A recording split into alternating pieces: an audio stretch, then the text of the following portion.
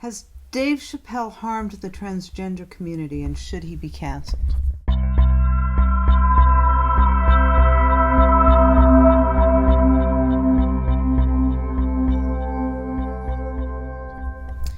So during his Netflix special, The Closer, Chappelle in great form ripped through many loaded topics: sex and gender, race relations, the bad things older men can do to younger men, and the ample use of the F word and the N word. So while he said all sorts of offensive things, where he's really getting flack is his declaration that biological sex is real. And in my opinion, he's right. Biological sex is a fact. It has been as long as sexual reproduction has been around, way before human beings. Homosexuality is also a fact. So is transgenderism, and so is intersexuality. There's biological support for all of these. However, for transgenderism and for intersexuality, the categories are vanishingly small, and they always have been. Through most of history, most of these trans kids you see today would just be feminine gay guys and masculine dyke girls, and most older lesbians I know were fine with that term. Aside from these, then, there would just be a few people who genuinely felt they were not the sex they were born with. Actually, that's natural, and that's what nature produces in the margins of binary categories. There are always outliers.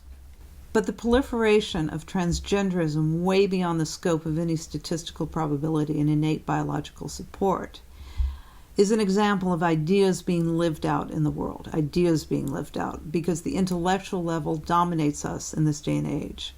And the basis of the intellectual level is scientific materialism.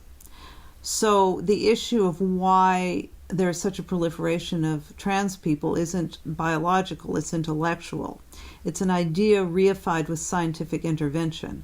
The sex characteristics that we're talking about were produced by science. They were produced by ideas.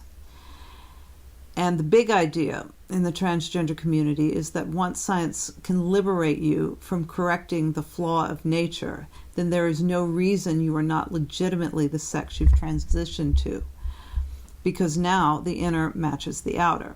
So all this is to say there's a prevailing notion that the only way something is real or valid is if it has the right physical characteristics.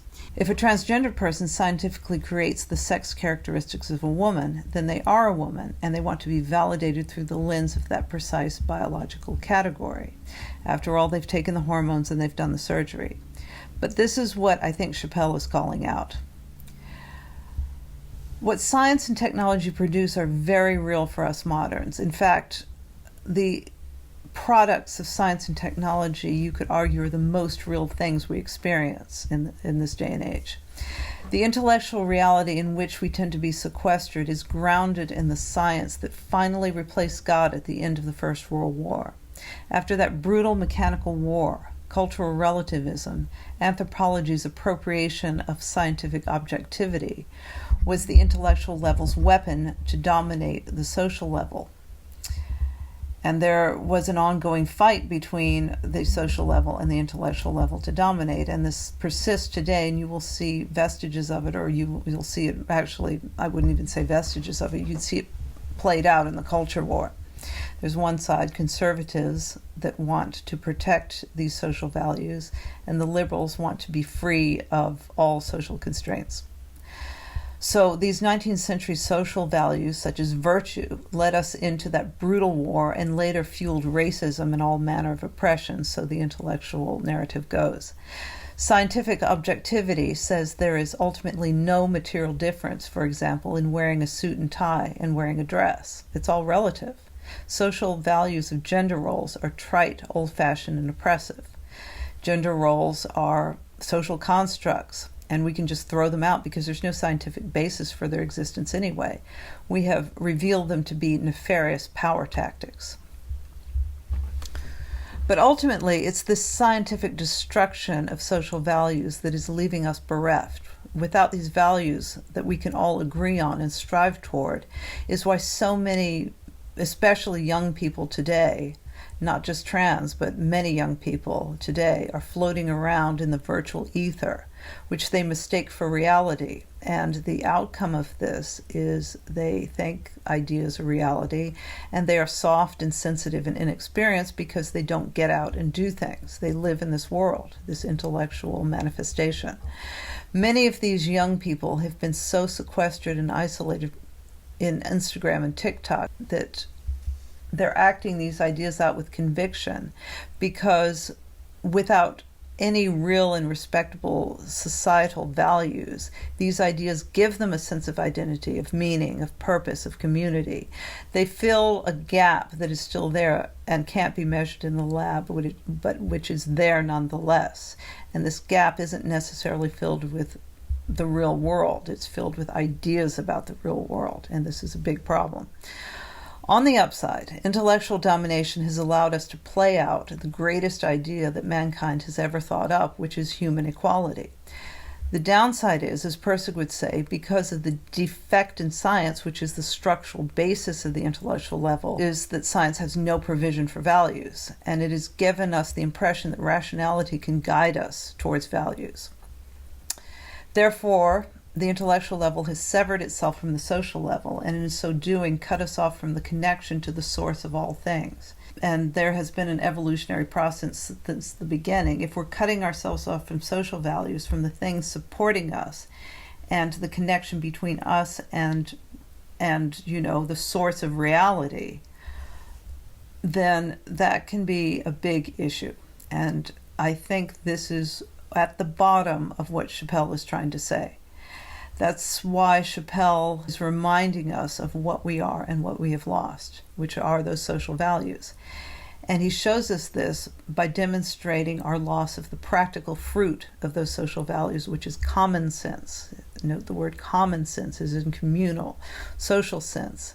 And in so doing, that dynamic contact with reality that gave birth to these ideas that we're acting out to begin with. We no longer have any wisdom. And wisdom and common sense are deeply related. So if you like Chappelle or not, Chappelle is a wise person. I think that is how I would characterize him. Heather Herring, Brett Weinstein's wife, the evolutionary scientist, called gender strongly bimodal. I think that's a good way of putting it. In the social realm, the realm of the sum total of collective experience, you have mythological representations of masculine and feminine. And I think this is a better way to characterize these experiences people have. Certainly there are foundational biological categories. I'm not really talking about that. I'm talking about how sex is expressed on the social level. But masculine and feminine are social archetypes of these categories, and in the emergence of the social level have a distribution around them. There are outliers in this bimodal representation, let's say. Therefore, to have an experience of the feminine, if you're a man, has been a legitimate marginal position and absolutely natural since human beings developed a social understanding. It is this womanliness that the transgenders feel is really real. But without common sense, this has to be scientifically manifested. If we had more common sense and realize it is the human social experience of being a woman, then the need for transgenders to insist on validation via science might decrease, and maybe we'd have fewer of these often harmful surgeries. Less industrialized cultures have long acknowledged the gender margins around the sex binary.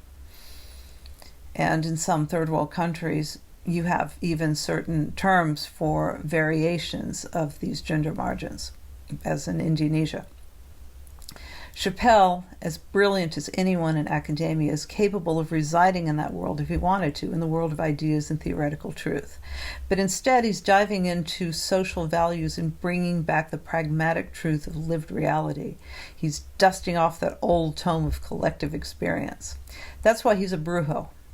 He's calling out our deficit. He's shaking us up. He's making us think. But he's encouraging integration. That is the other aspect of a brujo. Shake things up and then stick around and integrate it. So transgenderism is out. It's here to stay, and we shouldn't have a problem with that. but as Chappelle says, we need to get on the same page. There has to be some give and take. He mentions the Stonewall protesters, the gay protesters of the Stonewall Inn. They did not act like victims. We've established that social values were replaced by scientific objectivity. I've already talked about that, and cultural relativism. The problem is we were getting our social cohesion from these common values. The greatest triumph of the intellectual level, again, is the idea of equality, but the way we're going about it is all wrong. We're just fighting over this in the intellectual level, and we need to be in this together. What are our common social values? We need to revivify our guiding principles. And I think this is what's at the bottom of what Chappelle is trying to do. So look at this photo of the Stonewall protests. Here's a veteran proudly carrying the flag. He's saying, "We gay people are true Americans and we deserve to be included. One nation under this flag, under one guiding principle, or under the guiding principles of liberty and justice for all humans," and the LGBT community has effectively achieved that. But asking to be considered as biologically the sex you feel like you are is saying the only reality is science. The only way we can be validated is scientifically, and that's just wrong. I think it's absolutely staggering to me that the Daphne monologue at the end of the closer is not mentioned in all this press about Chappelle. The bit, which does turn into a Chautauqua, is a story exactly of what Daphne described, a tale of human experience. Human experience, the value, the quality that unites us and that we need to reclaim. And we can't do it by demeaning these common values, these common social values. A human being operates biologically and intellectually, which is what most of this material, what most of these ideas are coming from, this intellectual, biological, scientific pipeline. But we also operate socially, and the social level is very old and contains the wisdom we've lost. So here's Persig in chapter 22 of Lila. Sometime after the 20s, a secret loneliness, so penetrating and so encompassing that we are only beginning to realize the extent of it, descended upon the land.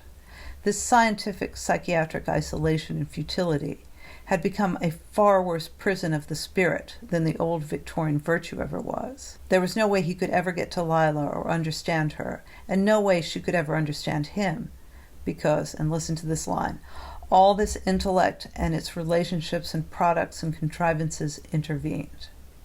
They had lost some of their realness. They were living in some kind of movie projected by this intellectual, electromechanical machine that had been created for their happiness, saying, "Paradise, paradise, paradise," but which had inadvertently shut them out from direct experience of life itself and from each other. The realness that Persig describes and that human experience Daphne was having are the same thing. It can't be measured by mere science, but we all know what it is, and it's very, very real. Incidentally, you should look at Daphne's still extant Twitter page. I'll put a link below. There's even a clip of her doing her act, and it's not that bad. I think you'd be quite saddened once you see her page and her act that this is an obviously kind, funny, and intelligent, charming person, and it's absolutely tragic that she met with this needless fate. So I hope that made sense, and I'll see you next time.